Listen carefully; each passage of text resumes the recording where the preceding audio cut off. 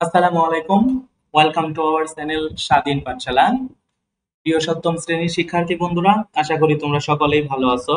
আজ আমি আলোচনা করব 12তম অধ্যায় থেকে 12.8 নিয়ে। এই অধ্যায়ে আমাদের বলা আছে ইন পেয়ার্স অর গ্রুপ, জোড়ায় জোড়ায় অথবা দলে দলে আস্ক অ্যান্ড অ্যান্সার, প্রশ্ন করো এবং উত্তর দাও। দ্য ফলোইং কোশ্চেন্স, নিচের প্রশ্নগুলোর উত্তর দাও। অর্থাৎ এখানে আমাদের মোট 6টি প্রশ্ন দেওয়া আছে।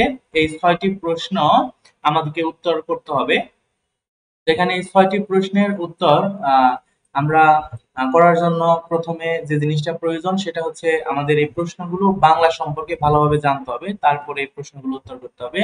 সো প্রথমে এক নম্বরে আমাদের বলেছে when have you come to school, অর্থাৎ কখন তুমি বিদ্যালয়ে এসেছো।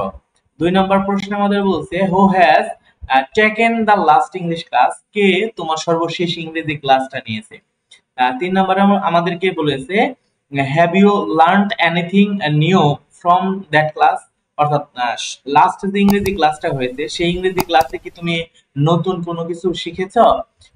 ডি নম্বরে বলতে have you faced any problem in that class, অর্থাৎ তুমি যে লাস্ট ক্লাসটা করেছো সেই ক্লাসে তুমি কি কোনো প্রবলেম ফেস করেছো।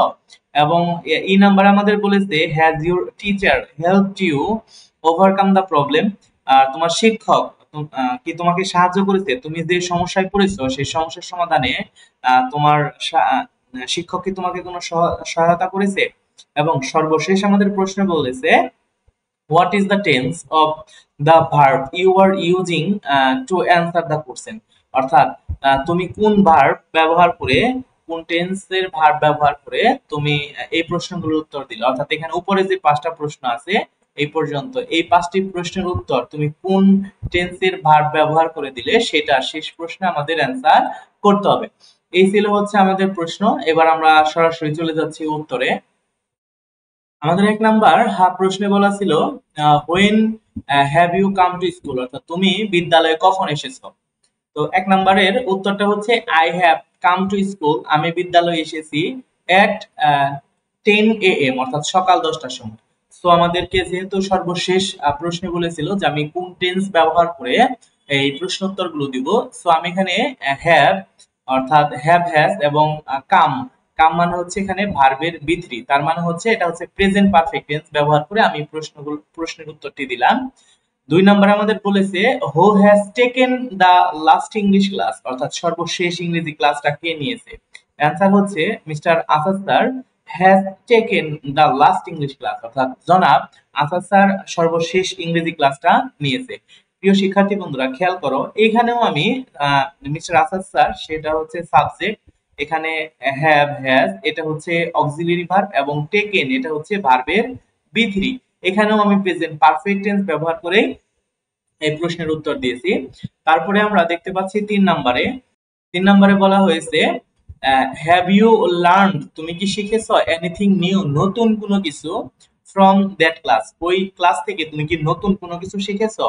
অ্যান্সার হচ্ছে আই হ্যাভ লার্ন, আমি শিখেছি অ্যাবাউট স্টোরি রাইটিং, অর্থাৎ গল্প লেখা সম্পর্কে আমি শিখেছি ফ্রম দ্যাট ক্লাস, ওই ক্লাস, অর্থাৎ কিভাবে গল্প লিখতে হয় সেই বিষয়টা আমি লাস্ট ক্লাসে শিখেছি।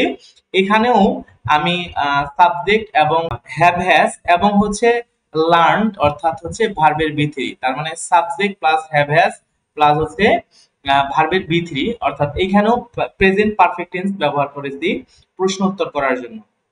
ডি নম্বরে বলেছে হ্যাভ ইউ ফেসড, তুমি কি সম্মুখীন হয়েছো এনি প্রবলেমস, কোনো সমস্যার, ইন দ্যাট ক্লাস, ওই ক্লাসে কি কোনো সমস্যার সম্মুখীন হয়েছো।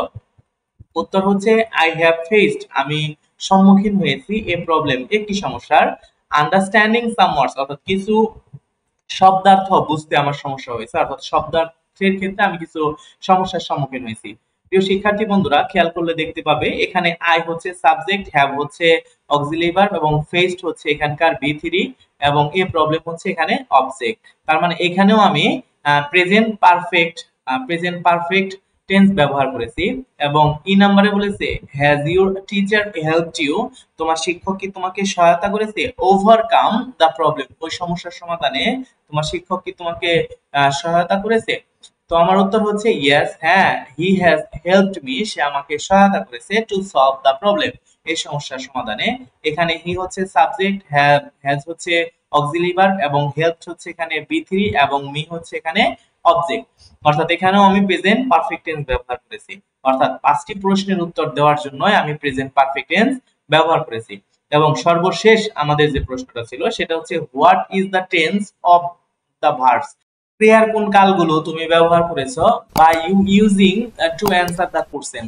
অর্থাৎ নিচের প্রশ্নগুলো উত্তর দেওয়ার জন্য তুমি কোন টেন্সের ভার্বগুলো ব্যবহার করেছো। তো আমার উত্তর হচ্ছে প্রেজেন্ট পারফেক্ট। আই থিংক, আমি মনে করি আমি প্রেজেন্ট পারফেক্ট টেন্স দিয়ে উত্তর করেছি। প্রিয় শিক্ষার্থী বন্ধুরা, ইতিমধ্যে আমি এই বিষয়ে আলোচনা করেছি যে প্রেজেন্ট পারফেক্ট টেন্স দিয়ে আমরা প্রত্যেকটা প্রশ্নের উত্তর দিয়েছি। এই ছিল হচ্ছে আমাদের প্রশ্নোত্তর। তোমরা আশা করি সবাই বুঝতে পেরেছো। আজ আমি এখানে বিদায় নিচ্ছি। ধন্যবাদ সবাইকে। আসসালামু আলাইকুম।